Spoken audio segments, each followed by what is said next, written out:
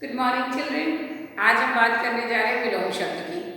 पिछली क्लास में पिछले मॉड्यूल में हमने आपको बताया था कि विलोम शब्द होते क्या हैं। विलोम शब्द की परिभाषा आपको समझाई थी। क्या थी परिभाषा? ऐसे शब्द जो किसी शब्द के विलोम या उल्टे अर्थ का बोध कराते हैं विलोम शब्द कहलाते हैं। हमने परिभाषा जान ली। परिभाषा के साथ ही हमने आपको कुछ उदाहरण दिए थे।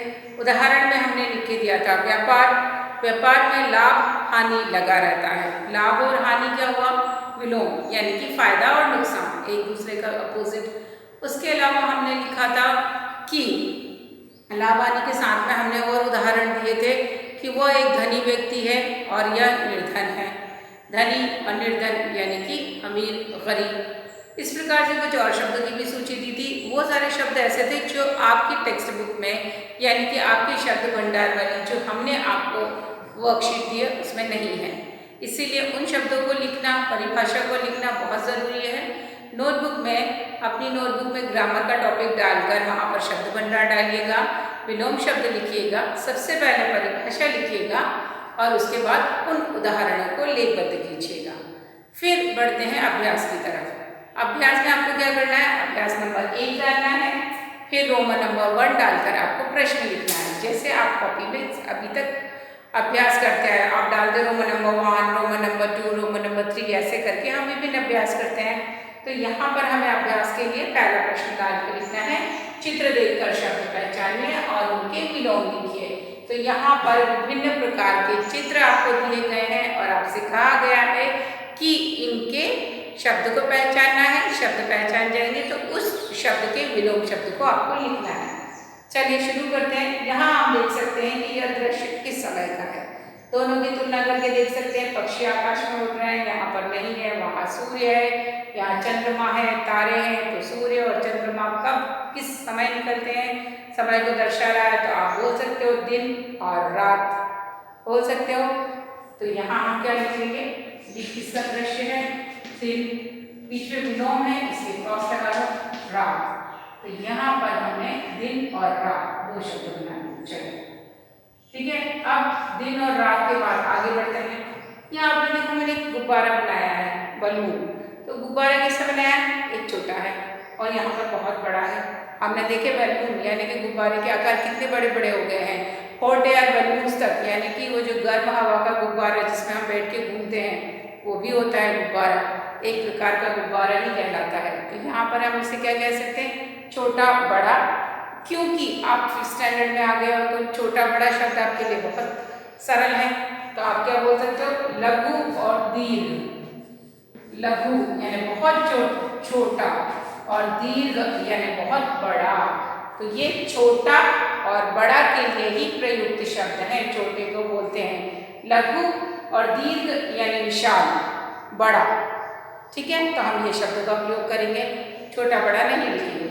फिर आए यहाँ पर आप देख सकते हो खिड़की। खिड़की खुली हुई है, इसमें पर्दे डले हुए हैं और यहाँ आप देख सकते हो कि खिड़की बंद है।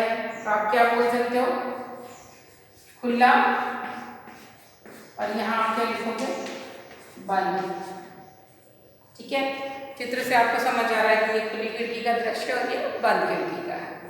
फिर यहाँ आते हैं, आप देख सकते हैं एक ही जैसे कई सारे कलम है। यहाँ पर एक कलम है और यहाँ पर 1 2 3 है। तो यहाँ 3 की तुलना में ये एक अकेला है। तो ये क्या हो गया? एक और अनेक, कम और ज्यादा। तो यहाँ पर आप लिखिए एक और ये हो गया आपका अनेक।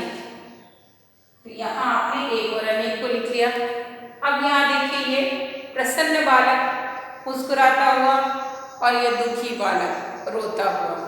तो प्रसन्न और अप्रसन्न, खुश और उदास। तो यहाँ पर आप लिख सकते हो प्रसन्न यानी खुश, उसका विलोम हुआ अप्रसन्न।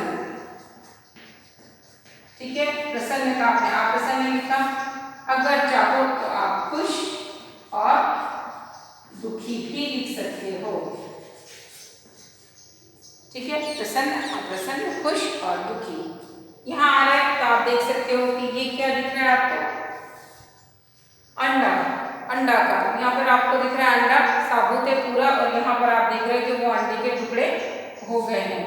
तो आप क्या कह सकते हो, साबुत यानी पूरा,